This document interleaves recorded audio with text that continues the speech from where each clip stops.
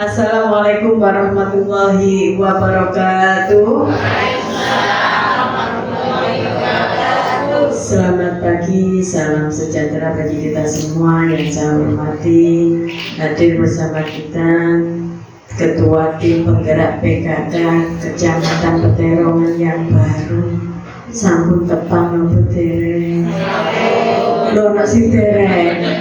Kali ini tak mau tepangan disik ya, cantik ya. Alhamdulillah. Yang saya hormati Pokja 4 ini tim Pokja 4 tim Penggerak PKK Kabupaten Jombang. Yang saya hormati Ibu Ketua Tim Penggerak PKK Dukuh Klopo selaku tuan rumah. Yang saya hormati mungkin hadir juga Ketua Tim Penggerak PKK 7 Desa. Ada enggak? Hadir ya semua bersama kader Posyandu dan seluruh undangan mungkin dari Puskesmas. Alhamdulillah, puji syukur kehadirat Allah Subhanahu wa taala. Untuk kesekian kalinya saya hadir di sini mengadakan kegiatan yang insya Allah semua dalam keadaan sehat walafiat. Salawat dan salam mari kita aturkan kepada junjungan kita Nabi besar Nabi Muhammad SAW. Mudah-mudahan kita senantiasa mendapat syafaat dari beliau sehingga kita termasuk umat yang diselamatkan di akhir zaman. Amin. Baik, ibu-ibu, hari ini kita berbicara tentang stunting lagi, ya. Tapi fokusnya pada calon pengantin, ya. Ini nanti jangan bosan, Dukuh Klopo kan akan menjadi pilot project Tim Penggerak PKK Kabupaten Jombang selama 3 tahun. Ini sudah semester ke-3, ya. Jadi sudah berarti ada 6 semester. Ini sudah semester ke-3. Masih ada 1,5 tahun lagi. Jangan bosan, ya. Maka kita tetap harus bersemangat menunjukkan bahwa kader PKK ini siap melayani warga di dalam percepatan penurunan angka stunting. Ya. Saya akan menyampaikan kembali apa yang menjadi arahan Menteri Kesehatan yang disampaikan pada saat rapat koordinasi Tim Penggerak PKK se-Indonesia, Rakornas ya waktu itu, tanggal 11 kemarin. Jadi masih fresh ini saya sampaikan karena ini mungkin pertemuan saya terakhir pakai baju PKK karena nanti SK saya sudah selesai hari Minggu tanggal 4 ya. Nah, jadi ini sudah tempat kedua saya menyampaikan hasil Rakornas ya. Baik, saya lanjut. Jadi butuh kerja keras. Karena apa? Posisi kita hari ini adalah negara berkembang. Nah, posisi disebut negara berkembang. Negara berkembang itu posisinya adalah pendapatan per kapita per tahun. Per kapita itu apa sih Bu? Per uang. Ngitungin per orang satu masyarakat Indonesia itu. Pendapatan per kapita per tahun ini masih di bawah 12.500 US dollar. Ya. Nah, ini sudah memang kesepakatan dunia. Kita ini masih di negara berkembang. Nah, di tahun 2045 nggak usah jauh-jauh. Harapan di negara kita itu sebenarnya di tahun 2030 sampai 35 kita sudah harus pendapatan per kapita per tahun di atas 12.500 US dollar. Ini yang akan disebut sebagai negara maju. Nah, kenapa kok 30 sampai 35 Bu? Karena pada saat itulah bonus demografi tertinggi kita peroleh. Artinya apa? Di saat itu usia produktif jumlahnya paling tinggi. Itu nih. Nah, untuk persiapan di 2045. Masalahnya adalah pada saat kita ini dapat penduduk dengan usia produktif tertinggi, kita butuh manusia-manusia cerdas. Tidak hanya cerdas, tapi butuh sehat. Nah, jadi nomor 1 itu sehat. Kalau semua sehat, berarti yang lain-lain juga mengikuti. Apa maksudnya? Jarang ada orang sakit, tidak ada stunting. Itu dimulai dari sehat. Gitu ya. Apa syarat sehat? Nomor 1 tentu saja berkaitan dengan gizi. Nah, itu bidangnya Bu Nur. Ya, syarat sehat itu terpenuhinya gizi. Nyuwun sewu ibu-ibu, selama ini kita ini masih terbelenggu dengan kebiasaan-kebiasaan yang mungkin belum memenuhi nilai gizi, atau yang paling sederhana isi piringku. Kadang-kadang nek Bu Ketua tim penggerak PKK ditakoni isi piringku apa? Kamu sih ngerti tenan. Ayo, apa isi piringku? Belum ya kan? Sayuran terus apa lagi? Jadi masih imajinasinya pun ternyata dari puskesmas. Jenengan, Bu, ini PR-nya. Orang berpikir ketika ngomong isi piringku, image-nya langsung ke kebiasaan makan. Harus memang bukan pada slogan yang sedang kita gembar-gemborkan. Jenengan kayak ngomong isi piringku, jenengan membayangkan isi piring jenengan ketika makan atau gambar aturan pola makan? Ayo, PMV, puskesmas. Kenapa? Karena kita belum sosial. Padahal itu isi piringku sudah dimulai tahun berapa? Lama sekali Bu Nur ini bagiannya isi piringku. Jadi peranan utama adalah di gizi. Kita ini budayanya nyuwun sewu masih agak jauh dari kata ideal yang kita harapkan di isi piringku. Di situ disebutkan bahwa 2/3 dari separuh piring, bisa dilihat ya, itu adalah sumber karbohidrat atau nasi. Kemudian 1/3 dari separuh piring lauk pauk. 1/3 lagi dari separuh piring adalah apa? Sayur tak buah? Buah. 2/3 dari separuh piring sayur. Betul apa enggak? Jadi kita ini hari ini slogan isi piringku ini sedang mengubah budaya, berjuang untuk mengubah budaya kita. Itu kalau kita mau di tahun bonus demografi nanti kita akan mendapatkan manusia yang cerdas. Sumbernya tetap makanan dulu. Nah, akhirnya kita paham, oh ternyata munculnya angka stunting itu adalah dimulai dari kebiasaan sehari-hari kita yang belum memenuhi unsur sehat isi piringku. Budaya kita, ya budaya, wes kadung budaya. Maka prinsip kalau kita mau menurunkan angka stunting, kita harus mengubah budaya. Budaya itu apa? Budaya itu adalah perilaku sehari-hari, ya, yang dilaksanakan kita ini sebagai manusia ini loh, sebagai dalam bentuk adab yang kita turunkan terus-menerus kepada anak cucu kita dan dijalankan secara terus-menerus. Ini disebut budaya, termasuk pola makan. Dan cara menghitungnya nyuwun sewu. Sekarang kenapa kok tidak ada 4 sehat 5 sempurna Ibu? 5 sempurna itu apa? Susu ya. Susu itu sudah masuk ke sumber protein di lauk. Bu, masuk masuk kok kayak susu? Tidak, maksudnya isi piring itu adalah porsi. Berbicara porsi. Wes nek porsi ideal itu sak ngono Bu. Mangane cuma gak bisa dibarengno. Jadi nek ngisi sego nek wae mangan gak dibelek sak piring. Sisakan 1/3 ini buah yang dimakan di luar, ora berdiri. Nah, sebenarnya konsep isi piringku ini adalah ideal kebutuhan, menghitung kebutuhan gizi sekali makan. Benar apa belum? Benar. Ada syarat sehat yang harus kita jalankan saat ini dan kita perjuangkan untuk menjadikan masyarakat sehat. Yang pertama, Ini harus ada catatan penting ini yang harus dijalankan.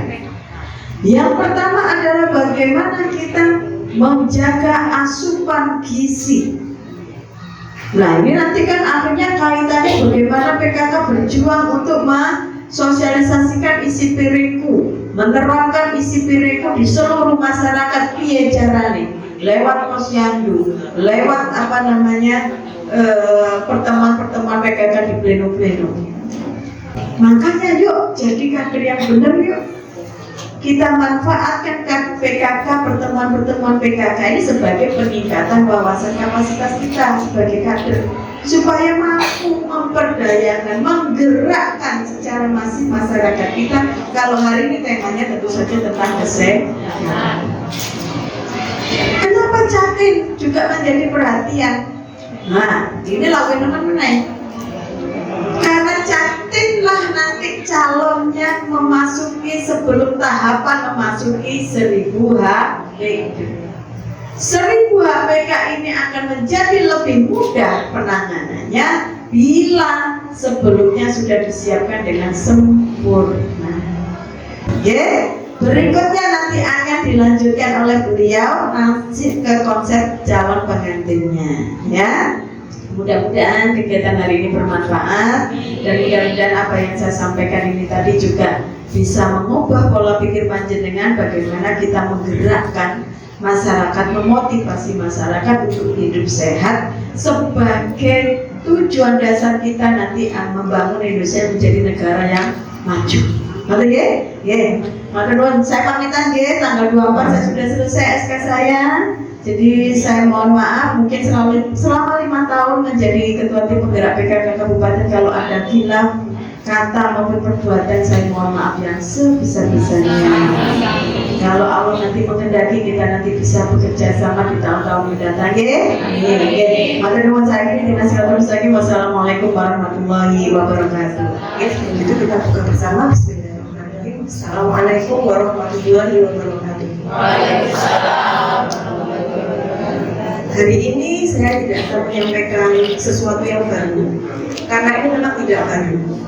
Tetapi hari ini saya ingin menguatkan kembali, merefresh kembali kepada ibu-ibu semua tentang integrasi dan sinergi antara program Kespro Jatim, Kesehatan Reproduksi Calon Pengantin, dengan tim pendamping keluarga, yang ternyata hubungannya ini sangat dekat, ya.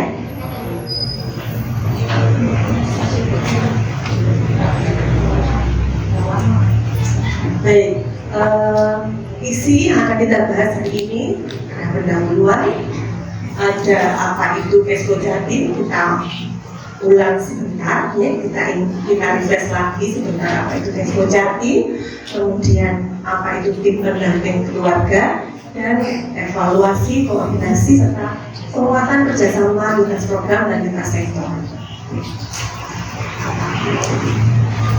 Terkait pendahuluan ibu-ibu masih ada yang bukan anggota tim pendamping keluarga di sini? Ada.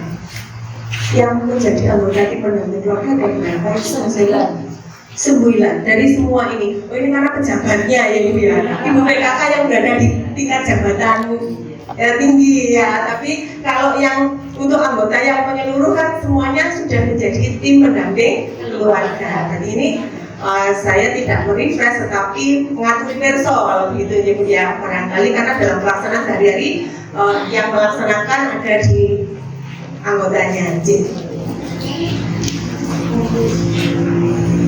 Nah, yang dimaksud dengan integrasi dan sinergi Kespro Jatim dengan tim pendamping keluarga ini adalah bahwa program kesehatan reproduksi bagi calon pengantin yang terintegrasi dan sinergi dengan tim pendamping keluarga itu adalah suatu pendekatan yang bertujuan untuk memberikan dukungan dan edukasi kepada pasangan yang akan menikah dalam hal kesehatan reproduksi serta mengintegrasikan upaya tersebut dengan peran tim pendamping keluarga.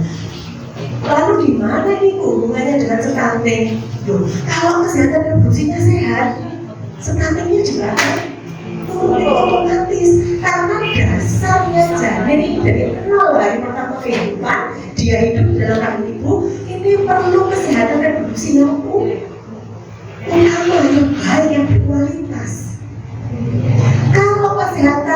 kondisinya tidak baik, maka otomatis perjalanan bayi ini di dalam kandungan ibu sejak 0 hari sampai 1000 HPK akan mengalami masalah. Setuju betul?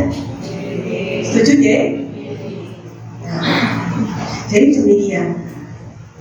Ibu-ibu ada yang belum persokes projatin atau sudah sering mireng barangkali.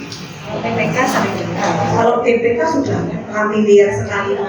Kalau projatin ya Bu, Mungkin yang lain oh iya. Kita itu kalah Bu, bersaing dengan LCMIL dan TPK.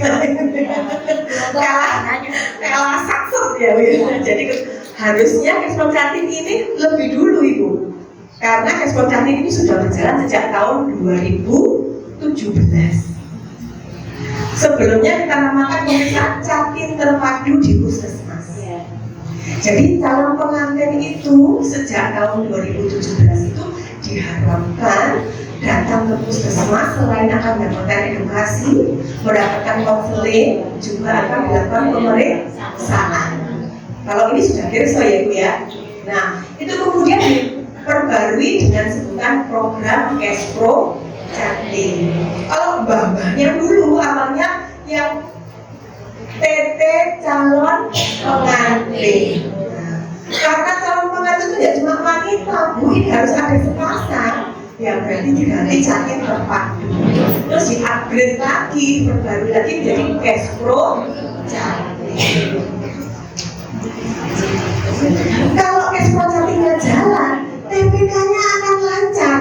Karena di Kespro Jatim itu nanti kan melakukan pemeriksaan. Data pemeriksaan yang sudah masuk ke dalam catatan itu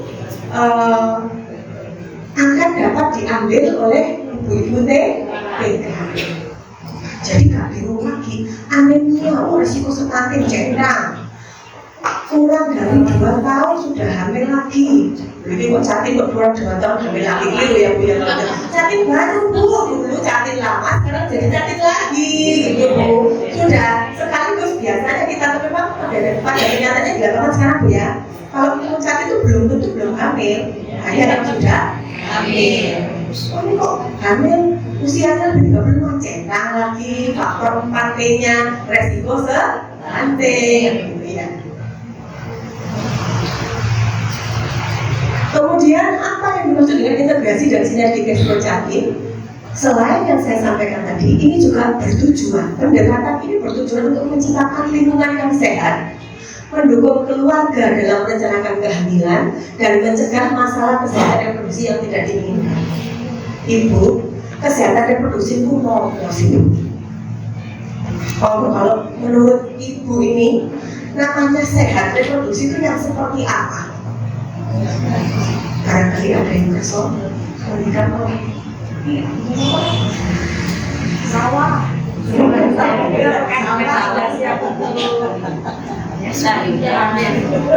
Kandungannya ini sudah siap untuk hamil, usianya minimal 20 tahun seperti yang sudah diaturkan Bu Rama tadi. Itu salah satunya. Jadi kalau kita bicara kesehatan reproduksi, sehat reproduksi itu sehat fisik Bu. Lanang ya lanang, wedok ya wedok. Lanang susah ini Bu ya. Wedok ngene ya susah. Apa ya? Wedok susah. Karena secara budaya kita, nek lanang itu ya sing agak, nek wedok itu sing lemah. Itu perbedaan. Tapi dari jenis kelaminnya Bu. Nek lanang itu sak onder-onder dile ku lah lanang. Nek wedok sak onder dile ya orangnya wedok. Karena sekarang yang banyak Bu, lanang onder dile, wedok onder dile, lanang. Belum bisa. Sebetulnya jenis kelamin itu bisa diubah apa betul toh Bu? Bisa. Oh bisa. Gimana tuh banyak itu? Nggak bisa ya Bu ya. Saya setuju ikut yang nggak bisa. Bu, Lucinta Luna itu yang punya laki-laki ganteng, cuanti kayak gitu. Suaranya kan nggak bisa berubah Bu. Oh, ini kok belat ini, banter. Kemudian Bu, walaupun yang bawa ini gandulnya sudah dipotong, toh. Tapi itu peratas doang. Dalamnya nggak ada bolongannya, Bu. Mau dibolongkan kemana? Jadi itu jenis itu hanya hiasan, Bu. Imitasi, kayak peratas. Tapi dalam nggak bisa dileboni. Sebagai positif ya Bu. Itu bukti bahwa jenis kelamin tidak bisa dirubah. Perempuan Bu mau ganteng disuntik semua iso metu jenggote, iso kempes susune, maco suaranya iso nabok dididik. Tetapi Ibu gandulnya gak iso dipasang. Kalau nanti ada mungkin teknologi maju akan berkembang, gandulnya itu gak iso kenceng, gak iso kempes, bingung kenceng kempes itu bukti bahwa jenis kelamin tidak bisa dirubah. Tapi kalau pakai perspektif gendernya bisa. Kalau sekarang melihat bapak-bapak yang belanja gendong putrane yang dulu biasa didapat oleh perempuan, sekarang didapat oleh laki-laki, itu hanya pergeseran saja ya. Iya. Sekarang perempuan yang kerja, laki-laki yang di rumah, ada enggak Bu? Ya. Sekarang bapak-bapak PP jemuran di depan rumah, kalau dulu malu. Sekarang ada yang melakukan seperti itu? Ada. Karena sama-sama merasa punya tanggung jawab. Tidak melihat saya laki-laki, kamu perempuan. Oke. Jadi itu secara fisik Bu. Secara psikis lanang secara ininya ya, secara normalnya senang karo wedok, senang karo. Tapi sekarang ini zaman sudah berubah Bu. Kita harus menyadari suatu kondisi perubahan yang zaman ya macam-macam kalau dari segi agama kiamat semakin dekat dan ini dan sebagainya. Sekarang itu laki-laki suka sama laki-laki banyak, semakin kenaikannya itu pesat, semakin tinggi, semakin tinggi, semakin tinggi. Ya, pengaruh media sosial juga lebih dibenci. Ya, Korea lihat Korea cantik-cantik lanang kok ayu-ayu dia. Nggak tahu orientasinya dia itu laki atau perempuan, dia nggak tahu juga ya. Karena itu juga tidak menjadi jaminan tuh ya. Mungkin dandanannya karena dia butuh dandan untuk tampil, tapi orientasi seksnya perempuan atau laki-laki itu tergantung masing-masing. Orientasi itu tidak bisa dilihat dari wujudnya gini Bu. Maco, ganteng, masya Allah, ganteng kayak gitu. Nah kok gak seneng wedok? Seneng ya mana? Sebenarnya agak cantik sebetulnya. Tapi kalau perempuan kelihatan sih kalau suka perempuan, jadi dia biasanya mengasumsikan dirinya itu seperti laki, potong pendek, bajunya meja, tomboy ya. Tapi kalau laki-laki itu susah ya melihat ini suka perempuan masuk ke laki-laki ya. Nah kemudian itu secara psikis Bu. Kalau secara sosial maka kita melihat mereka itu berada sesuai dengan secara sosial kita ngarani. Nah saat ini kalau di Jawa itu misalnya kalau perempuan berada di kafe yang ada wifi-nya jam-jaman, kayak guru pantes. Kalau laki-laki belanja di bakul terus nyangsang di situ lama ngobrol A, B, C, D, E, F, G ikut ngerumpi juga nggak cocok. Tapi suatu ketika itu juga akan bisa berubah. Itu sosial itu dibangun oleh kita sendiri. Itu secara sosial. Laki-laki berada di bidang laki-laki, perempuan berada di bidang. Kemudian kalau mereka ini sistem organnya sudah matang berfungsi, antara laki-laki dan perempuan ini ketemu kontak seksual terjadi kehamilan. Jadi kalau bagi yang menderita masalah kejiwaan itu yang belum sehat reproduksi diskusi karena orientasinya dia nggak ngerti tuh orientasinya orang ini kan hanya menuruti nafsu ya, tapi tidak pakai akal. Kalau dia retardasi mental berarti tidak sehat reproduksi karena dia sendiri tidak mampu memenuhi kebutuhan dirinya. Kalau dia laki-laki perempuan kemudian sudah kontak seksual, tidak ada konflik, tidak menggunakan KB, tidak berpisah, tidak ada masalah apapun, kontak seksual oke-oke saja, interval frekuensinya standar normal, belum hamil, juga tidak sehat reproduksi. Jadi misalnya begitu bisa dilihat dari fungsi sistemnya, prosesnya semuanya jalan sampai bisa menghasilkan suatu kehamilan. Itu namanya sehat reproduksi. Jadi menyeluruh, juga bebas dari penyakit, apakah penyakit penularan seksual, penyakit organ reproduksi dan sebagainya.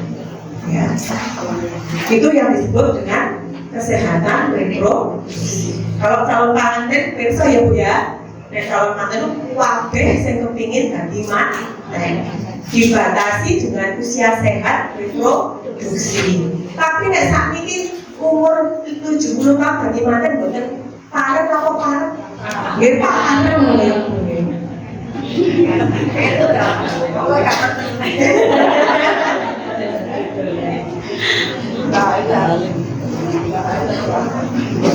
Jadi itu untuk kesehatan reproduksi. Kalau jatinnya ini dikuatkan di masa calon pengantin, karena nanti mereka ini harapannya akan merencanakan dan mempersiapkan kehamilan. Tentunya calon pengantin ini harus bisa mewujudkan keluarga yang sehat, menghasilkan generasi yang berkualitas. Makanya ini digenjot kesehatan reproduksi bagi calon pengantin. Karena di masa-masa calon pengantin juga masa-masa bahagia Bu, seneng-senenge. Ini bicara yang standar loh Bu ya. Arep dadi manten itu bahagia luar biasa. Makanya enek informasi edukasi itu mesti ditompo dengan senang hati. Termasuk nanti dapat informasi bahwa yang bertanggung jawab berkabin tidak hanya wanita, juga pria. Mantu-mantu Bu, lewat banyak kata di manten Bu.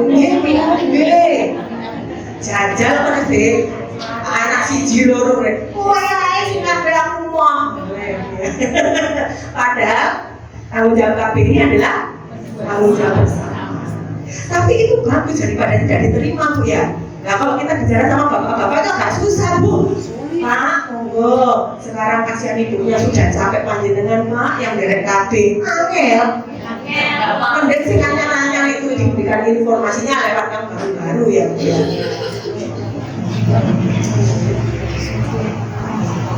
Itu Kespro Jatim.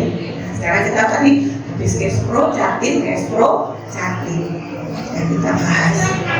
Nah, di Kespro Jatim ini sama Bu, idealnya adalah 3 bulan sebelum menikah melakukan pemeriksaan. Lebih ideal lagi kalau 6 bulan.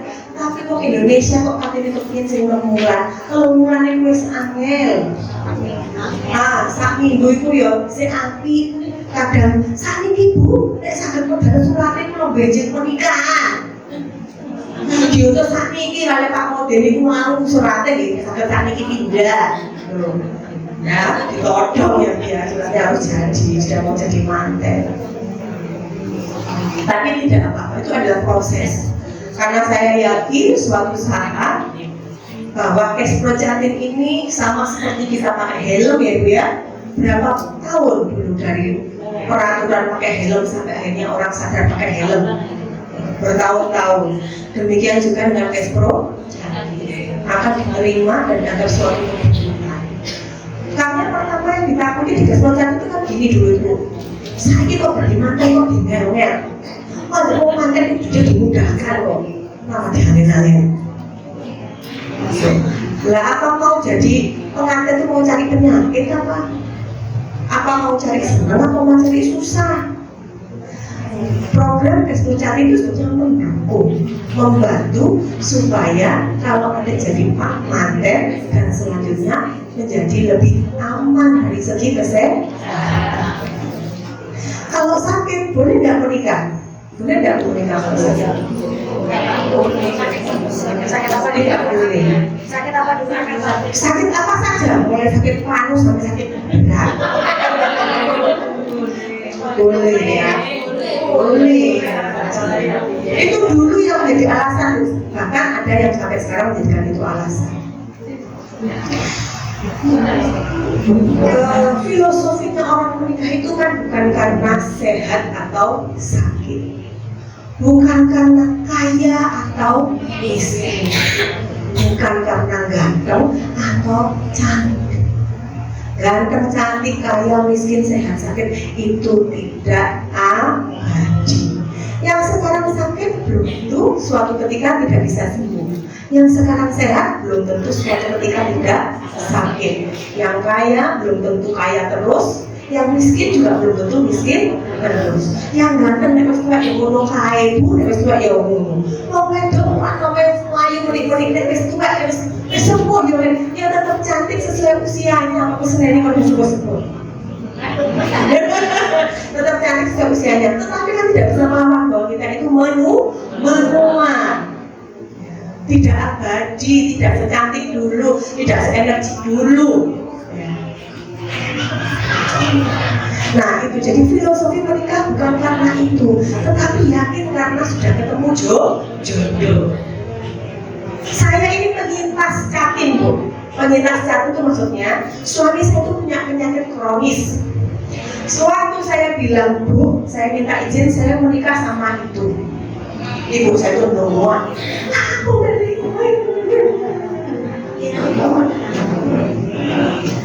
tetapi Bu, Gusti Allah itu lebih segalanya.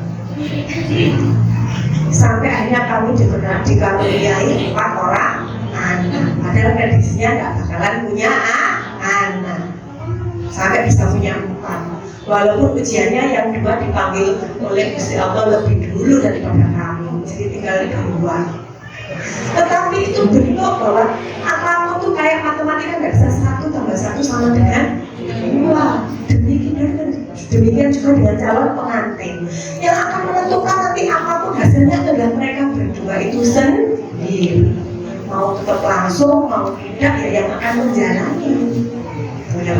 Jadi jangan khawatir dengan sesuatu yang belum nyata. Jadi kalau ada alasan kok kadang undangannya begini-gini, lo yang monggo.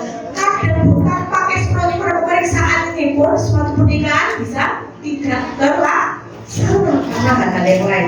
Tetapi kadang juga banyak contoh yang terjadi, apapun halangannya pernikahan tetap terlaksana. Bu, kasus nyata. Cowoknya dari Mojokerto tertangkap kasus narkoba, ditahan di lapas Jombang. Loh, perempuannya itu loh mau datang ke lapas mantenan di lapas. Jadi manten, padahal suaminya narapidana. Atau kita lihat medsos itu loh Bu, yang punya sindrom apa itu suaminya kayak ya ngapunten ya sampai ini buka itu sindrom apa itu, istrinya jadi vlogger apa jadi youtuber itu blogger itu ya Sumatera itu. Terus akhirnya juga dapat pria ganteng, kegantengan sampai ayu ya. Itu adiknya sing wedok ya oleh jodoh ya kan. YouTuber juga yang lakinya itu. Loh itu tidak bisa marani ya, yang bisa marani itu sing lakoni. Baik. Program Resmo Jatim itu isinya 1 mengedukasi, 2 konseling, 3 screening. Screening ini masuk dalam lingkup pemeriksaan. Ya, dia dapat edukasi apa itu kesehatan reproduksi bagi jatin, apa itu kesehatan seksual bagi jatin. Nanti dari hasil pemeriksaannya ada hal yang khusus yang perlu dibahas di dalam, dapat konseling, apa gisine, apa penyakitnya, apa anemiae, dan dapat screening. kira-kira nanti ini kalau persiapan kehamilan, rencana kehamilan layak atau tidak untuk hamil. Itu pemeriksaan cash pro Jatim. Edukasi dan konseling tambah dengan pemeriksaan. Ini satu paket, tidak bisa pisah-pisah. Periksa tok, konseling, edukasi, itu tok. Tidak bisa. Ini harus gandengan. Itu baru disebut cash pro Jatim.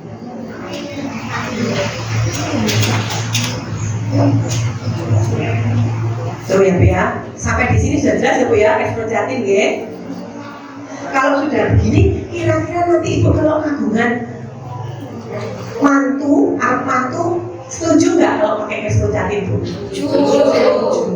Ibu perso yang diperiksa di cash pro Jatim itu apa saja?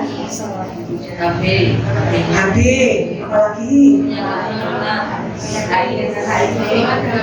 Golongan darah, HIV, sifilis, hepatitis, ya diperiksa lagi golongan darahnya, ya kadar HB-nya itu tadi anemia atau tidak. Jadi memang dia dilakukan pemeriksaan dengan robo, diwawancara, ditanya-tanya riwayat keluarga sakit apa, ngomongnya banyak, terus kemudian diperiksa, dirujuk di laboratorium tes darah. Ya, ada gula darah, golongan darah, HB, HIV, sifilis, IMS. Habis itu hasilnya dikembalikan masuk sesuai hasil. Ada yang masuk di gizi. Kalau di gizi masuknya ada dua ya, edukasi sama konseling. Edukasi gizi menyeluruh untuk kesehatan reproduksi, konselingnya sesuai hasilnya tadi. Ada ini yang enggak. Nah, ini di konseling lebih dalam apa yang harus dilakukan, apa yang harus dikonsumsi. Kalau hasilnya jadi ada infeksi HIV atau hepatitis atau sifilis positif masuk ke bagian penyakit menular, dapat konseling lebih dalam di situ. Ya, sampai akhirnya dapat surat keterangan sudah periksa calon pengantin. Nah ini Bu memang tidak gratis, ini berbiaya. Tapi Ibu, biaya ini sudah disubsidi dengan yang tarifnya lebih mahal justru digratiskan. Jadi yang periksa HIV, hepatitis, sifilis itu dapat subsidi pemerintah. Ini yang lebih mahal ini gratis. Tinggal yang golongan darah, gula darah, sama HB ini yang bayar sendiri. Ditambah untuk mengeluarkan surat keterangan calon pengantin. Kalau berdua sepaket 100 sampai berdua 155 kalau tidak salah. kita delapan sama loketnya daftarnya masing-masing 25.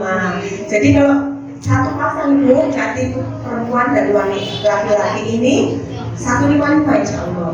Beda mati pakai terimnya. Ya, beda 10.000 dengan yang wanita. Beda 10.000 karena yang wanita ditambah periksa urin kehamilan. Belum banyak loh cerita-cerita yang menarik di dunia percatinan itu Bu. Semuanya Ada yang urinnya itu bukan urin aslinya, jadi tidak terdeteksi kalau sudah hamil. Urinnya Mbak Yuni itu setor. Dicurigai, ditetek, enggak itu bobot itu. Nanti lagi maksudnya ini saat dulunya wis pernah menikah, berpisah, mau jadi manten, sudah dititik bobotnya itu bobot. Kok barang itu hasilnya kok enggak? Ibarat pipisnya Mbak Yuni di konten pipisnya itu ada yang datang ikut periksa HIV positif yang calon pengantin laki-laki itu pasti bingung melorong pemain monoku semua gitu tiba itu Pak Lie beda tadi calonin oleh Pak Lie kepingin periksa tapi mungkin kalau periksa langsung langsung itu kan bingung awalnya ya nurut sama monanya yang mau ngurus jadi calon pengantin ya yang di sana nyari yang tidak ada di sini orang ini ya. Dan ternyata calon pengantin yang di sana negatif. Yang di sini tadi calon pengantin abal-abal ya. Macam-macam ya Bu ya. Ceritanya itu lucu. Itu untuk calon pengantin. Jadi banyak ada yang nggak mau sama sekali diperiksa, menolak karena berarti itu ada sesuatu. Kemudian ada yang sudah positif nggak mau ngaku kepada calon pasangan sampai kita tuh bingung gimana ini nanti kelanjutannya. Dia tetap menyembunyikan identitasnya kalau dia positif penyakit menular sampai masa pernikahan, sampai sekian tahun kemudian tanpa mau bertanggung jawab bahwa dia itu menjadi pelaku utama yang menularkan sakitnya kepada istri dan anak-anaknya. Kita itu nggak masalah dia sakit, yang kita pertimbangkan itu jangan sakitnya itu nambah konco, jangan sakitnya itu nulari ke pasangan, jangan sakitnya itu bisa menular kepada calon bayi yang ada dalam kandungan. Itu yang mau dipagari itu. Tapi kadang-kadang karena tidak mau membuka diri, yaitu tadi justru resiko yang didapat menjadi lebih besar. Jadi jangan sekarang tuh Bu, nek HIV itu apa ya? Gak oleh jadi manten. Boleh. Kalau HIV itu apa? Tidak boleh hamil. Oh, ya ibu sudah hebat semua. Berarti panjenengan nanti menjadi role model, menjadi contoh. Tidak ada stigma pada orang-orang dengan HIV.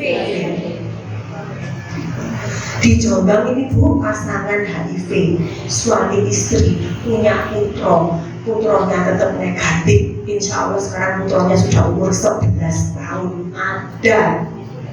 Saya kira cerita itu tuh tidak ada di Jombang, ada di kota-kota yang lain. Tetapi Jombang itu punya. Ya, kasusnya. Mereka tetap menikah, mereka punya anak, dan mereka mampu tidak menularkan penyakitnya kepada anaknya. Jadi HIV itu bukan akhir segalanya Bu, justru yang lebih menentukan itu hepatitis. HIV tidak bisa disembuhkan tapi bisa ditekan. Sifilis bisa sembuh. Sifilis berapa sifilis itu? Oh, hampir sembuh. Temenan, hampir setengah. Sifilis itu penyakit kalau orang zaman dulu bilangnya raja singa. Oh, ada yang bersobu. Jadi raja, kenapa kok disebut raja singa sih Bu? Jadi kan kalau singa sing lanang sing pendek-pendek sing mudilo sing gondrong itu ya. Kalau dalam koloninya dulu mereka di hutan sana, mereka kan dikelilingi oleh banyak singa betina. Makanya dia itu kesono. Raja sih singa yang jantannya satu, betinanya itu banyak. Maksudnya kalau satu orang berganti-ganti pasangan, biasanya nanti dapat bonus, yaitu sifilis. Tapi sifilis itu bisa sembuh dan berbahaya kalau terjadi di masa kehamilan. Karena kumannya ini Bu nembus ke dalam plasenta, dia tuh bisa merobos, menular kepada bayi dalam kandungan. Kalau kuat bayinya lahir cacat, kalau tidak kuat bayinya sudah meninggal di dalam kandungan. Itu untuk sifilis. Kalau hepatitis, saya bilang kenapa hepatitis itu lebih berbahaya, karena hepatitis itu tidak memilih-milih orang. Kalau HIV itu penyakit eksklusif Bu, penyakit kiai. Dia itu menularnya tidak sembarangan, harus ada dari mana. Orang dari mana itu ada kok dari mana, bingung. Dannya kira-kira apa? Ini singkatan dari mana? Dannya kira-kira apa? Jos. Rinya, inya, darnya, darah, inya. Injeksi, selain injeksi, ada lagi pendapat yang lain.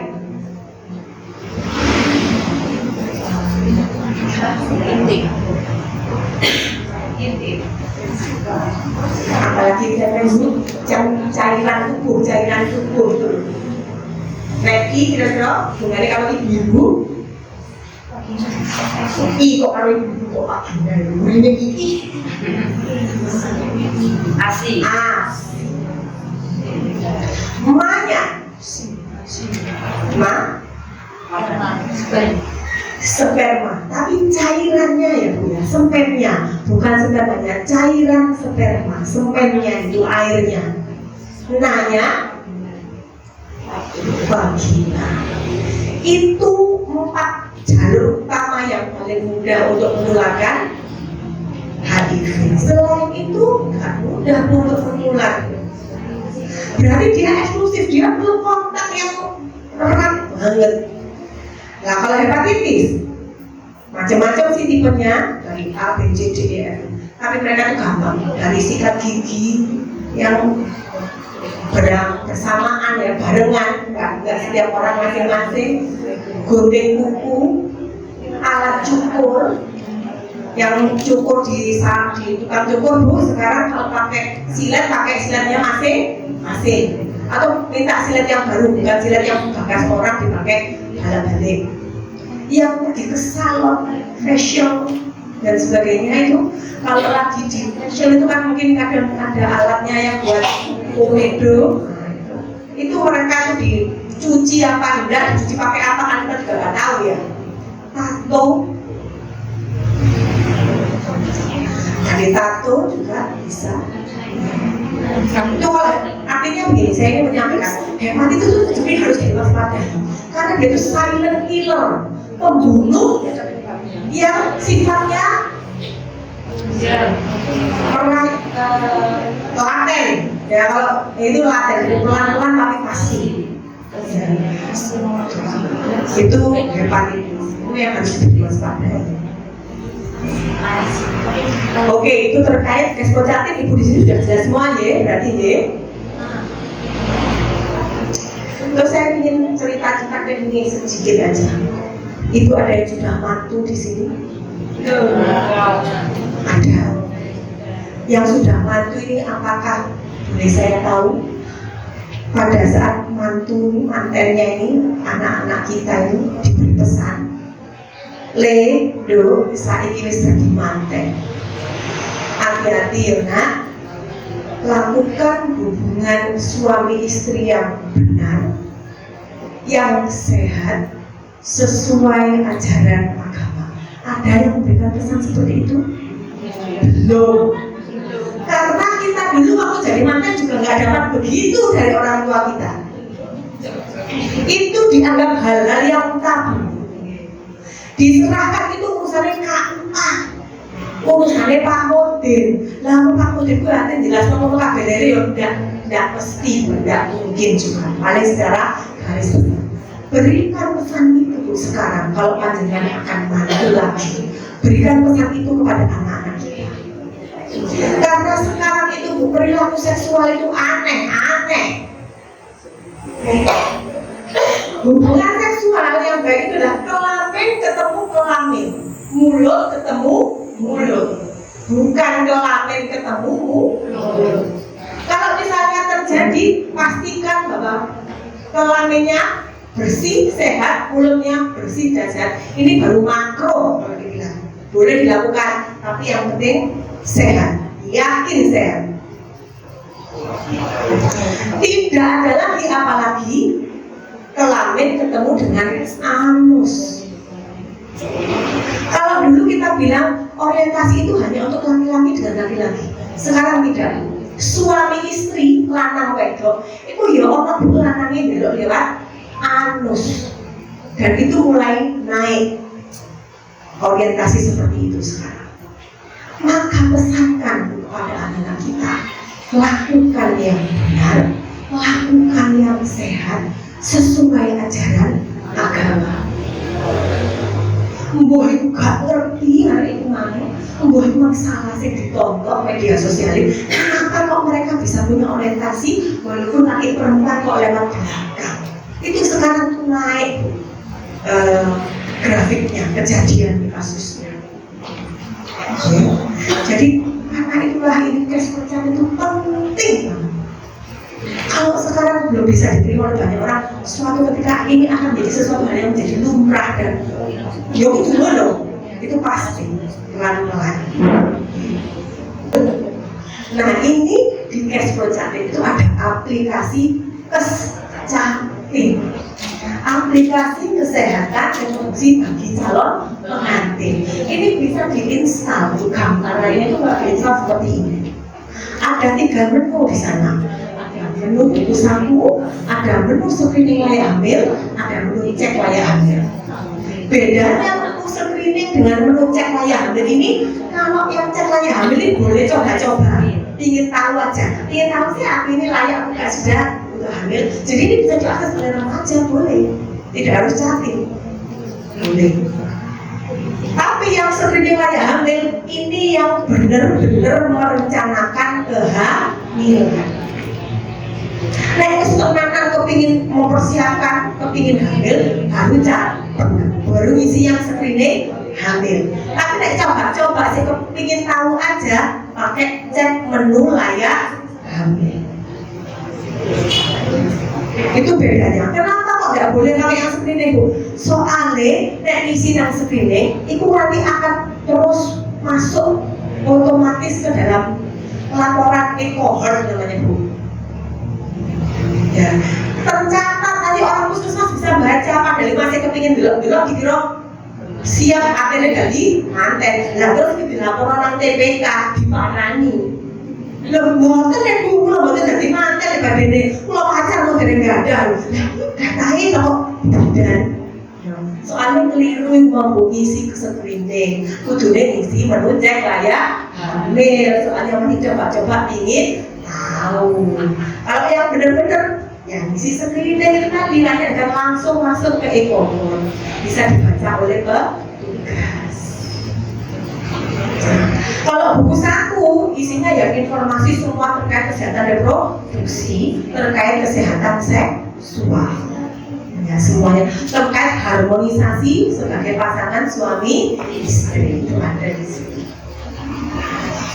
Ini yang ingin saya sampaikan. Barangkali jenengan katanya ngendikan sing akeh-akeh pula ya sungkan karena budaya kita masih gitu Bu, untuk urusan seksual. Untuk urusan kesehatan reproduksi ini sekolah itu nek akhirnya ngendikan Blongkong ini kok izin sarung. Biarkan mereka belajar dari sini. Jadi, selain dari petugas kesehatan.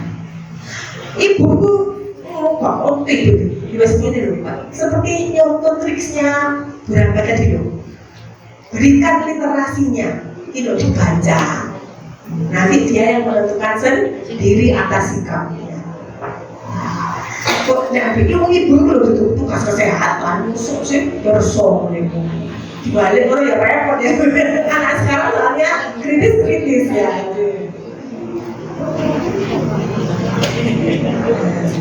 Kemudian tadi saya menyampaikan sudah kita bahas tadi. Nah, kalau ini kesehatan reproduksi.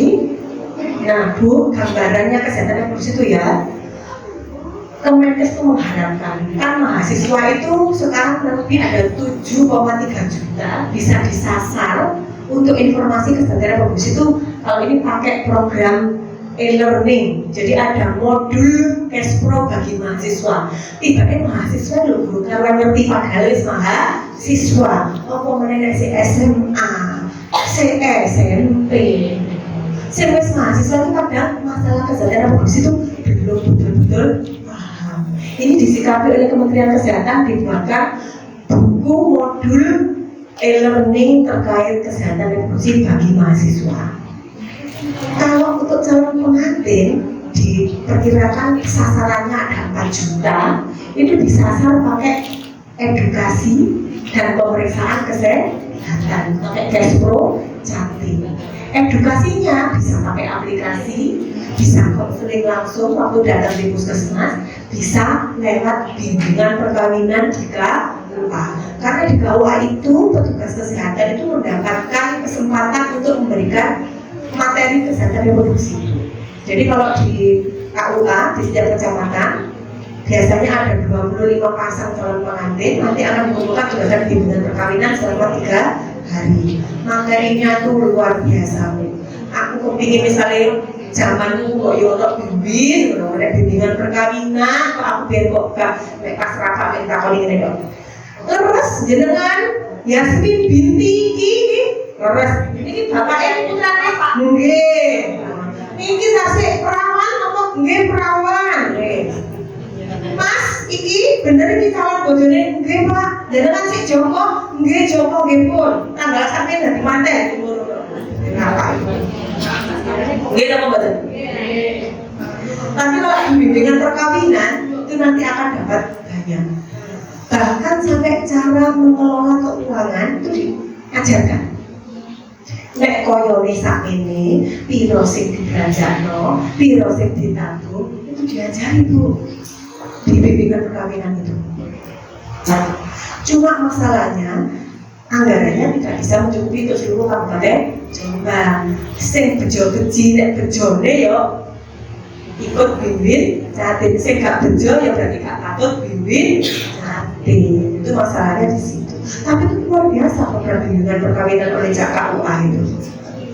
Kapan boleh melakukan hubungan seksual, hari apa saja? Hari apa Bu yang boleh Bu? Malam Jumat. Apalagi ya? Wayai gitu kalau waktu ya. Jadi diajarkan Bu hari apa saja yang boleh, hari apa yang tidak boleh, waktunya kapan. Itu diajarkan di situ. Jadi memang porsi agamanya lebih besar, porsi kesehatannya lebih kecil ya, sesuai kewenangannya ya diajarkan. Tetapi ya itu di semua agama sama Bu. Di Hindu ya pelajaran guru ya ada, Katolik ada, Kristen ada, Konghucu ada, Buddha ada, intinya sama. Kalau di bimbing 3 hari, kalau di Katolik itu kalau nggak salah 3 hari juga ya. Kalau di Kristen itu yang 3 bulan khusus calon pengantin.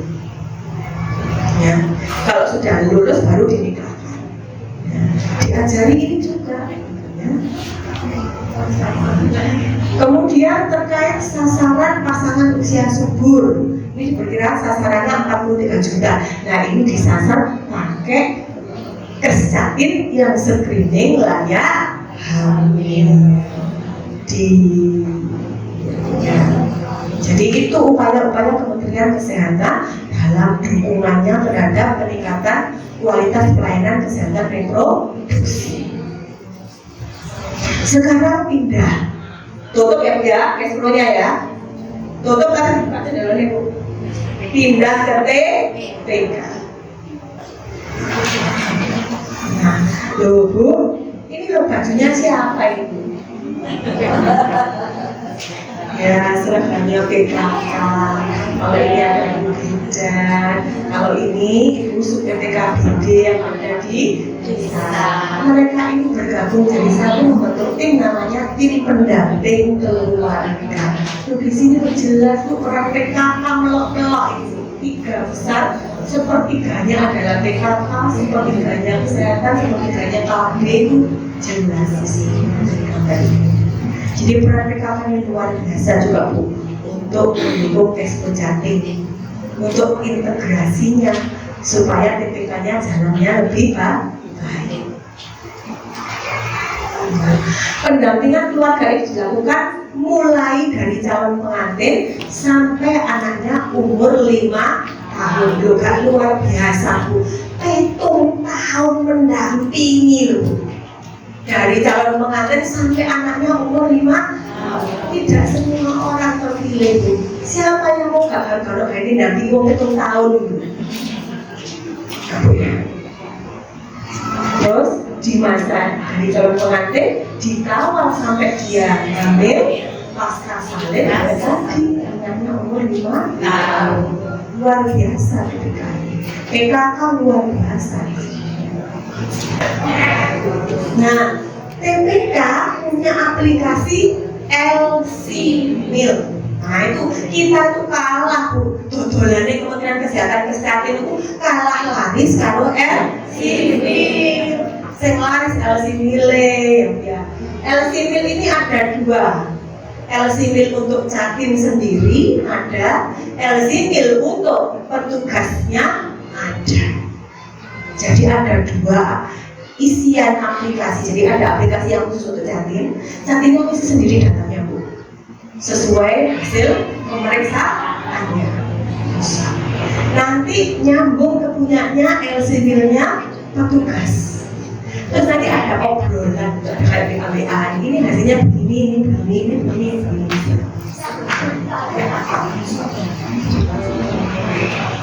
Nah ini LC Mil yang petugas pendamping. Nah, jadi masing-masing download sesuai pilihnya masing-masing. Kalau Jatim download punyanya Jatim, kalau pendamping download punyanya pendamping. Nanti nyambung sendiri. Ya. Itu untuk TPK. Nah, TPK ini 3 orang mendampingi masa 4 masa salinan.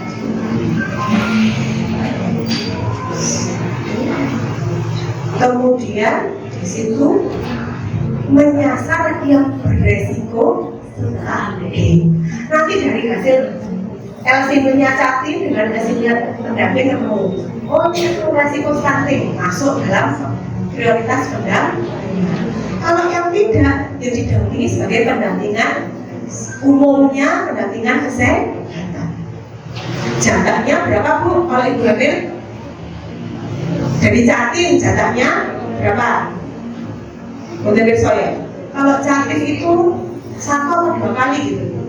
Jadi nanti kalau berapa kali? 2 kali ya, terus ya. Kemudian kalau hamil 4 kali. Hamil 4 kali, kabaran dapat lagi 2 kali. Nah, jadi itu yang wajib harus dilakukan kunjungannya itu Bu. Itu ya. Kalau dia tidak ada apa-apa, kan satunya pendampingan kesehatan. Ya, benar, tapi kan sasarannya beda-beda ya Bu.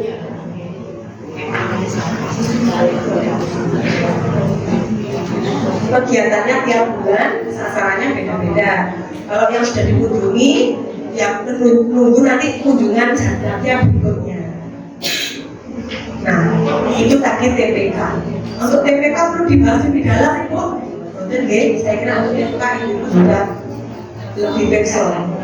Laporannya langsung link dengan TPPS di desa, naik ke kecamatan, naik ke kabupaten untuk melihat skor grafik ini gambaran resiko stunting. Nah, resiko stunting ini yang harus diputus rantainya supaya tidak menjadi stunting. Ya. Otomatis yang stunting dengan resiko stunting lebih banyak yang beresiko. Kemudian sekarang terkait evaluasi koordinasi kerjasama lintas program dan lintas sektor. Nanti gandengannya antara program eksploratif ketemu tim pendamping keluarga.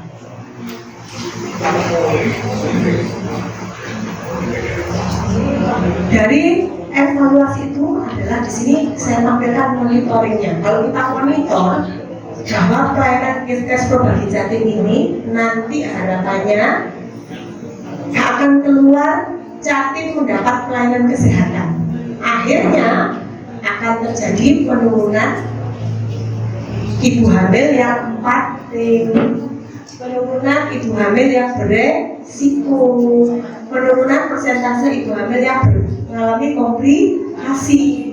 Ujung akhirnya angka kematian ibu turun, angka kematian bayi turun, stunting bisa mencapai cita-cita zero stunting. Ya. Kalau dari screening wanita hamil, di sini pakai screening itu juga akan ketemu yang sama, bisa menurunkan tadi ibu hamil yang bermasalah bisa di-cut lebih dulu, sudah bisa dipagari lebih dulu, ya. Juga akan akhirnya angka kematian ibu, bayi dan stunting. Kalau dari peningkatan kualitas pelayanan KB, nah itu tadi TPK juga punya tugas di masa persalinan untuk KB pasca salin, promosi KB pasca salin. Kalau si ibu itu waktu kunjungan yang jatah 2 kali kunjungan Mas tadi belum berangkat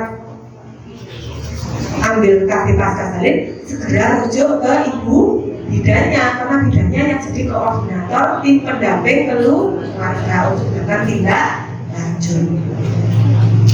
Nah, dengan KB akhirnya juga masalah kehamilan tidak diinginkan, hamil beresiko, hamil bermasalah bisa turun, maka kematian ibu, bayi dan stunting akhirnya juga turun. Itu nanti akan kita evaluasi. Ya. Di sini perlu gandengan antara Vescojatin dengan TPK. TPK yang bagian berisi menurunkan stunting beresiko stunting mendampingi. Ini gandengan, mendampingi nanti ketemu ibu-ibu sih harusnya anak ini berbahaya rawan untuk bermasalah, akhirnya bisa diatasi.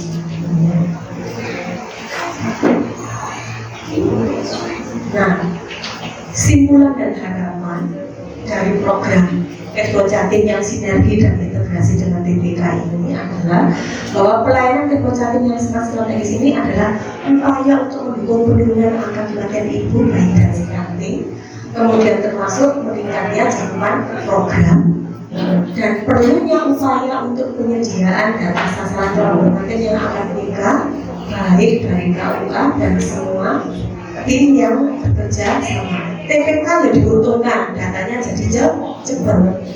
Vescojatin diuntungkan, punya cakupan klien bagi jatim yang naik. KB yang diuntungkan, semuanya diuntungkan. Semua puskesmas bekerja sama dengan tim pendamping keluarga, memastikan bahwa semua calon pengantin di wilayah kerjanya itu terlayani, melakukan pemeriksaan.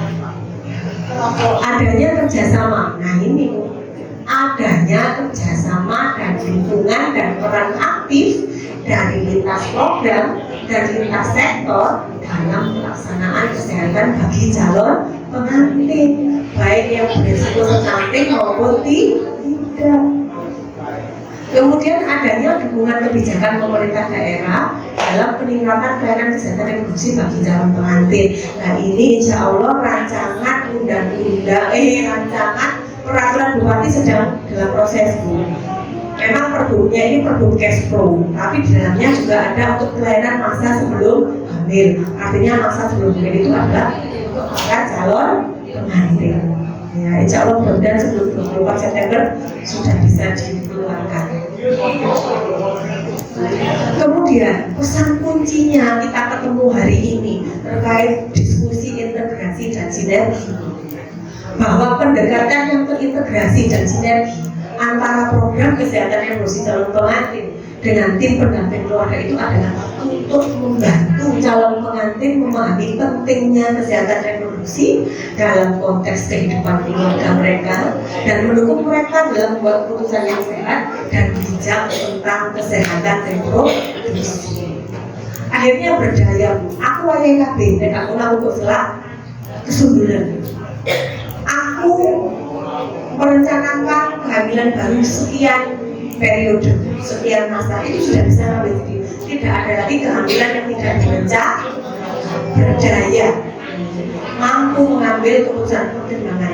Kecuali kalau memang usia menikahnya sudah usia di atas 30, ya tidak masalah Bu, kalau misalnya 2 tahun disuruh ya, karena mengejar masa reproduksi sehatnya. Itu beda lagi kondisinya. Tapi artinya dia berdaya, dia bisa mengambil sikap. Sampai di sini Ibu, kok aku kok sedodol jamu, aku berarti ada yang mau ditanyakan Ibu atau bersempurna. Saya nyocos ini. Ada yang mau ditanyakan Ibu? Monggo. Berapa orang di ini? Yang masih punya perawat Bu.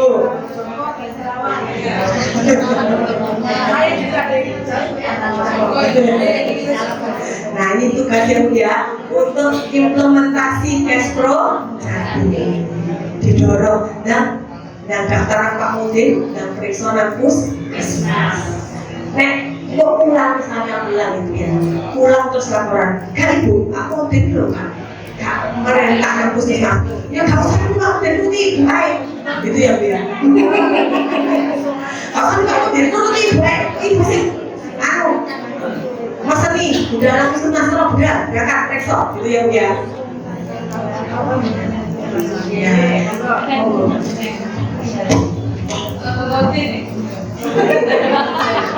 Dan saya hubungi.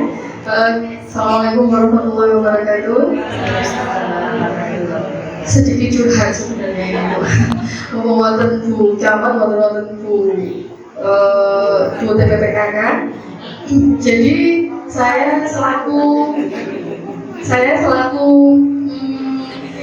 istri dari Bu Mode, Ibu Mesra, dari Mesra, Yono-Yono-Mone. Terus habis itu saya juga salah satu dari tim TPK desa. Jadi saya sudah kebetulan suami sudah terus suruh diitik-itik untuk sanjang ke Jatin-Jatin kalau ini disarankan untuk melakukan pemeriksaan jatin terpadu di puskesmas.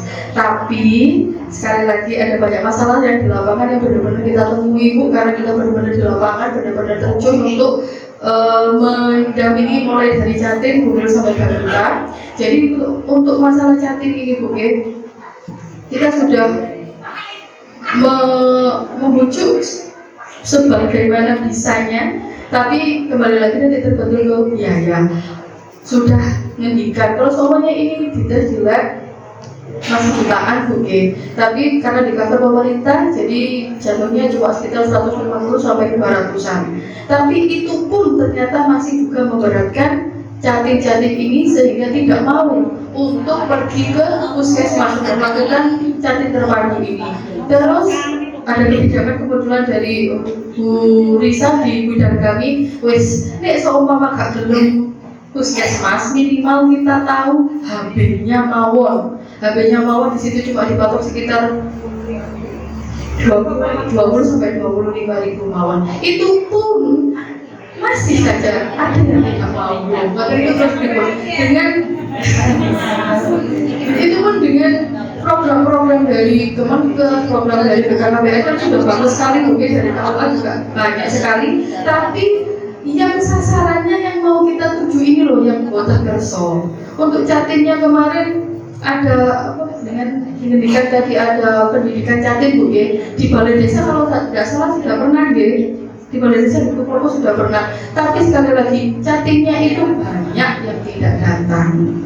Boten sebenarnya banyak yang tapi tidak mau datang terbentur karena satu kerja atau yang lain dan lain sebagainya. Wassalamualaikum warahmatullahi wabarakatuh. Jadi Bu, memang terkait budaya ini juga menjadi PR kami. Mudah-mudahan nanti dengan adanya ini ya, ini minta bantuannya ke TPPS kabupatennya untuk bisa membantu bagaimana pembiayaan jatin itu. Ya, tapi kalau kembali kepada kita masing-masing, kalau kita mau sadar bahwa itu adalah hubungan kita sendiri.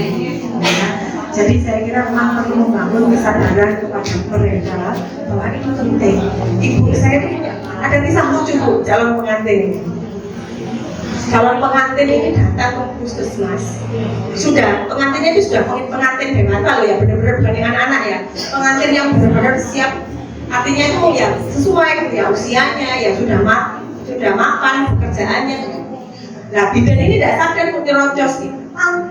Jenenge dagangan ya kok kacek karpe cek mau periksa itu habisnya segini.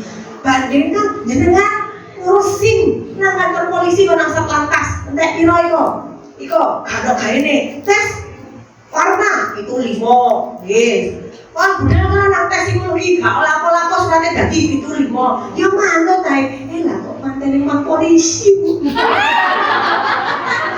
Iku nggak ada apa-apa dari itu 5 ya belum ya maksudnya membedakan loh ini loh diperiksa beneran kabeh petugas itu loh berkontribusi yo bidane yo dokter gigi petugas jiwa petugas laborat petugas penyakit waduh yang buat gawe bayar sakit ini lho kok keberatan.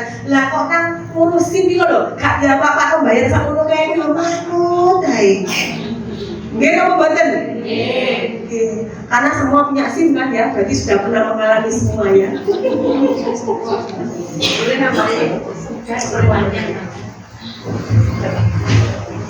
Biasa. Derek tangan nggih Bu. Asma dalam bibit Sumberambang. Ternyata ada yang belum kenal. Baik Ibu, ini loh yang saya maksud pentingnya edukasi keluarga. Kalau yang sudah sekarang terjadi hambatannya, ini kan karena memang yang sekarang yang belum teredukasi keluarganya, sehingga menyulitkan Jatim itu sendiri wis kadung. Mereka itu ini memang tipikal masyarakat kita wis tak diakoni. Lu kan mending tuku pulsa 1.000 timbang 3 desa. Nek tuku pulsa kok kuat. Lu nek kan bayar uang kok kuat. Kan bayar dekorasi kok kuat. Kok nek gawe tuku souvenir kok kuat. Itu logika. Memang betul, akhirnya memang ngomong jiwa marketingnya harus keluar dari bidang jiwa marketing, tadi jiwa marketingnya. Yang luar bagaimana? Ya apa daganganku payu, ojo sampai kalah dagangan liyane. Itu kalian sekarang. Jadi jenengan juga harus mampu mempunyai jiwa marketing itu, ibu-ibu itu ya. Nah, yang kedua tetap bagaimana kita dasarnya memasukkan itu di dalam ideologi pendidikan keluarga. Ya, mumpung makanya saya bilang mumpung anak isi, saya kan tadi bolak-baliknya yang punya anak perawan, anak Joko, ayo cepetan diedukasi. Nah, edukasi itu apakah hanya ke anak perawan, anak Joko? Ya sak wong tua nih. Jadi ngomong iki, mumpung anak SMP, mumpung anak SMA, ayo PKK terjun. Ya apa caranya wong tua iki aware terhadap kebutuhan anaknya lewat apa pendidikan keluarga itu tadi. Nah, kalau ketika mindsetnya orang tua ini sudah berubah, nah masalahnya kan karena yang jenengan hadapi ini mereka belum tersentuh edukasi keluarga tadi, sehingga mindsetnya itu masih mindset lama, gitu loh. Karena sebenarnya itu adalah mereka cara nolak untuk menutupi ketakutan mereka sebenarnya.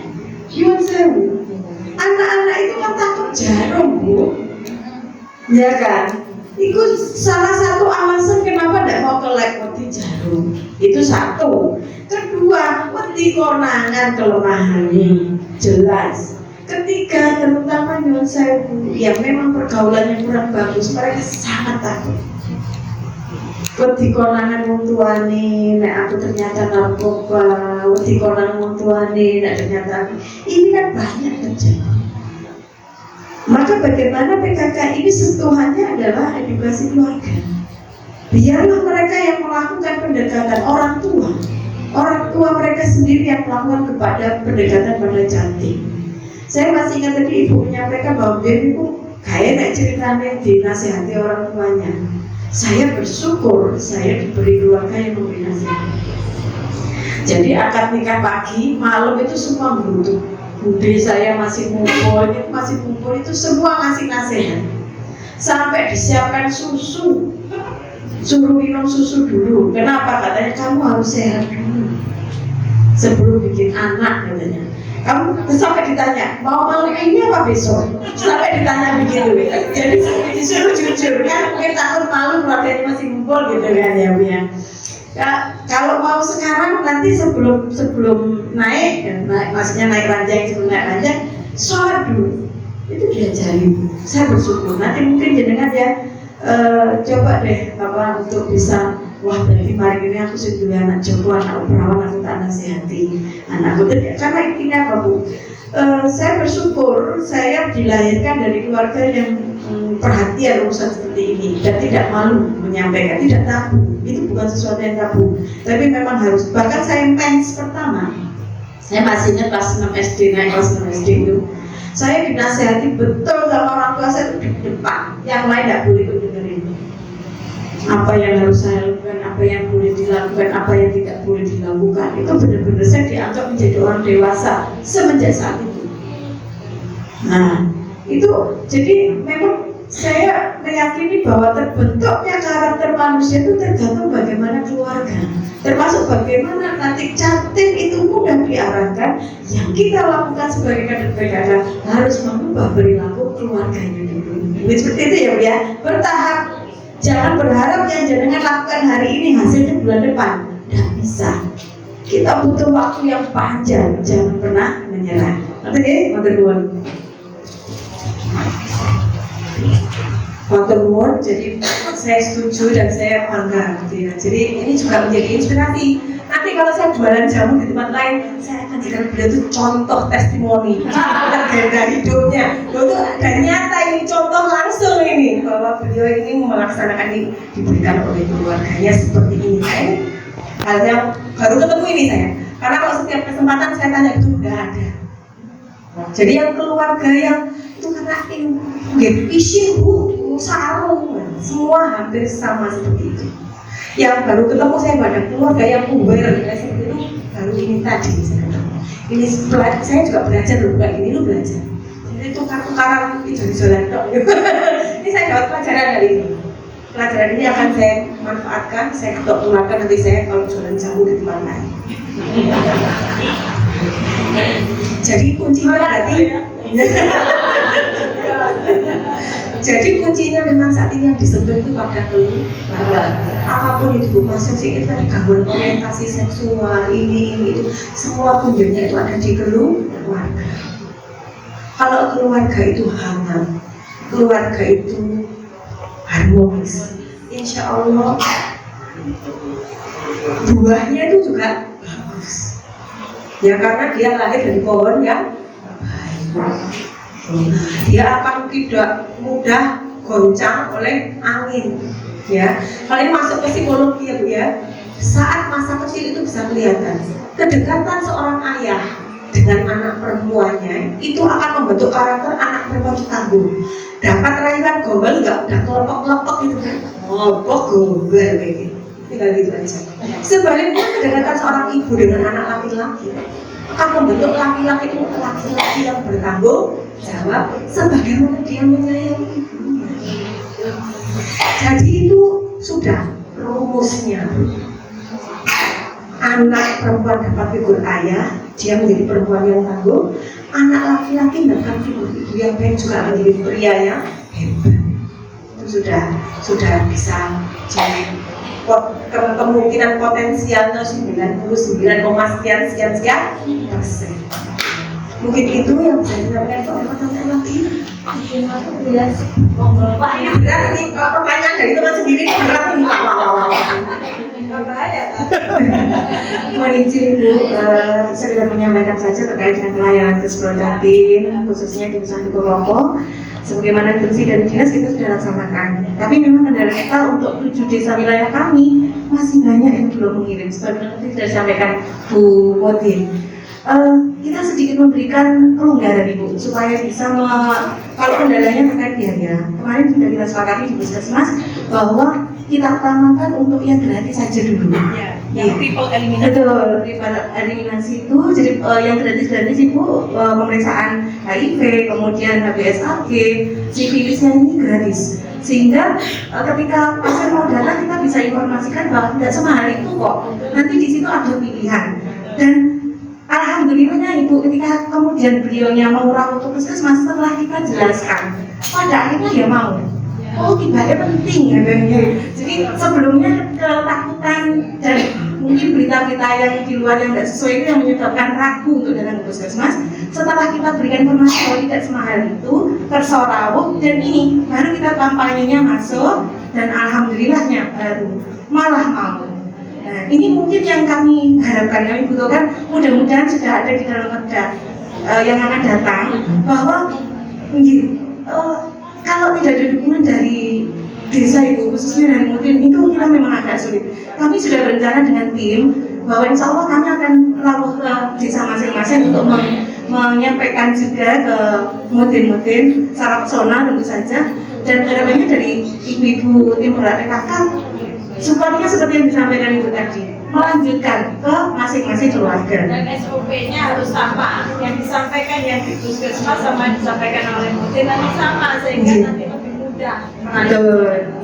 Tetapi nyun izin, nanti kita tetap menunggu dulu kerjanya seperti apa, karena mohon izin. Oh gitu. Oke. Gambaran kurang lebihnya kan memang harapannya semua cakin itu sudah meminta surat sehat, sudah kita lengkapi itu. Dan di dalam pemeriksaan untuk sehat ini nanti kita pilih sesuai dengan kemampuan finansial yang bersangkutan. Jadi sudah berjalan Ibu, meskipun mungkin belum maksimal sebagaimana disampaikan. Anda mohon kata. Untuk praktek tadi. Ya. Jadi memang Ibu gambarannya untuk program Kespo Jatim itu ditawarkan. Kita menawarkan, teman-teman puskesmas menawarkan. Mau paket lengkap yang golongan darah, B gula darah, atau yang paket hemat. Paket hemat itu surat bayar suratnya yang masing-masing catin 25.000 tadi Bu. Jadi ketemunya 50.000. Tapi tetap ada pemeriksaan karena dia akan mendapatkan pemeriksaannya gratis tadi. Yang triple eliminasi yang untuk periksa HIV, hepatitis, sifilis. Itu memang kita tawarkan seperti itu. Nanti dari hasil itu calon pengantin yang memutuskan milih yang berapa, yang hebat atau yang paling Oke. Terima kasih dukungannya untuk puskesmas. Sampun Ibu, kira-kira ada lagi pertanyaan? Oke? Ada apa? Nomor sampun cekak? Jelas Ibu? Dalam titik biru tadi yang tadi mantu, anaknya, saudaranya, tetangganya berikan senggolan, jangan kecapinya, mungkin senggolan yang sesama itu, yang levelnya sama-sama. Kalau sama-sama orang tuanya itu kan lebih gampang ya. Untuk pesan itu tadi, bahwa saya kita hari kok ono kabar ini. Kok nek ate mantu arek saya iki kudu dipeseni, cek gak keliru. Ono sing kok jare kabare kok Mas lanang kok jalan buri. Nah iku ojo sampe nang anak-anake awake ya apa dipeseni kudu peseni gak koyo biyen kalau sini kalau barang saru dan itu penting itu bisa. Jadi seperti itu. Bedanya fotonya sih di sini. Iya itu yang punya kendala itu bariernya ada di pribadinya orang tua. Pendidikan seksual. Ya. Pendidikan seksual. Tahu kan? Padahal kita pakai bahasa lain bisa. Contoh saya ke anak saya itu kan anak laki-laki saya belum ini bonus ini. Jadi saya bilang ke anak laki-laki saya, kamu sayang sama ibu enggak? Sayang Bu. Kamu rela nggak kalau ibu disentuh orang lain selain kamu dan bapakmu? Nggak rela Bu. Marah. Nggak rela ya. Berarti kamu temanku perempuan kalau kamu sentuh. Kira-kira ada yang marah nggak? Ada. Siapa? Bapaknya, kakaknya. Maka kamu kalau mau nyentuh perempuan tolong ingat itu sudah pendidikan seks. Jadi tolong jangan image-kan pendidikan seks itu sesuatu yang berhubungan intim, tidak. Hal-hal yang seperti itu kita ajarkan dan itu harus dari orang tua. Nah kadang-kadang kita tuh bingung menyampaikan. Betul apa tidak? Ya itu aja maksud saya. Nanti akan kalau sudah terbiasa berbicara dengan hal yang paling kecil-kecil sampai urusan nanti mau menjelang menikah nanti akan sangat terbiasa untuk berbicara secara langsung. Kira-kira seperti itu. Terima kasih. Ternyata kita punya guru yang luar biasa ya. Ekspor cantik misalnya. Ternyata kita punya sendiri ternyata. Nanti kapan-kapan sendiri dulu kok bukan drama aja gitu ya. jadi duta Bu. Jadi duta. Role model. Ada lagi itu pertanyaan mungkin. Sambut cekak. Sudah capek ya punya. Oke. Salam sehat. Sehat dimulai dari saya. Ada satu lagi. Salam sehat, sehat Indonesia. Salam sehat, sehat Indonesia. Sekarang dua ya, yang tadi sama yang baru. Salam sehat, sehat dimulai dari saya. Salam sehat, sehat Indonesia. Oke, terima kasih. Kemudian itu saya akhiri, mohon maaf bila dalam penyampaian tadi ada hal yang kurang berkenan. Sekali lagi itu mutlak kelemahan saya, kekurangan saya mohon dimaafkan deh. Dan terima kasih atas perhatiannya, semoga bermanfaat. Titip pesan-pesan yang sudah disampaikan ke Bu Ramba, maupun pesan-pesan program kami kepada masyarakat. Demikian Bu, matur nuwun. Wassalamualaikum warahmatullahi wabarakatuh.